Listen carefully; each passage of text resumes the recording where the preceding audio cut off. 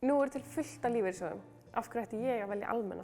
Við tölum að við séum með skemmtilegan skyldusparnað. Svo ég útskýri það þá fer hluti, þriðjungur og allt upp í tæpan helming af skyldusparnaðinum okkar í séreignarsjóð sem að erfist og þú getur notað til að gera eitthvað skemmtilegt 60 ára.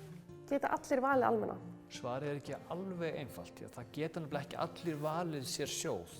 Sumir eru bundnir ráðningar eða kjarasamningi, en þeir sem geta valið sér lífeyrissjóð, þeir geta valið almenna. Hvernig sjóðum stjórnað? Lýðræði?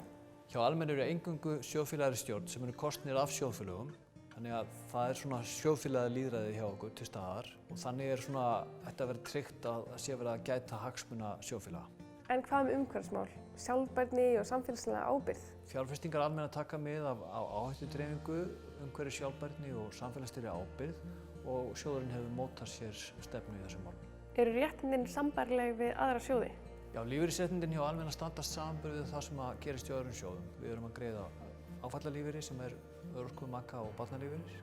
Barnalífeyririnn tvöfalt hærri heldur en það sem lögboðið og fjórfalt hærri ef að börnin eiga hvorki foreldri né kjörforeldri á lífi. Almenni með húsnæðislán? Já, almenni býður upp á húsnæðislán sem alltaf 85% af kaupverði fyrstu fasteignar og hámarkslán 50 milljónir. Ef ekki fyrstu fasteignar að ræða þá 70% hámarksveð hlutfall á 80 milljóna króna hámarkslán.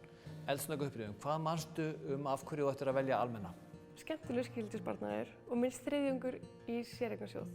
Opinn fyrir alla sem geta valið sér sjóð. Eingöngu sjóðfélagari stjórn sem kjörnir á sjóðfélögum.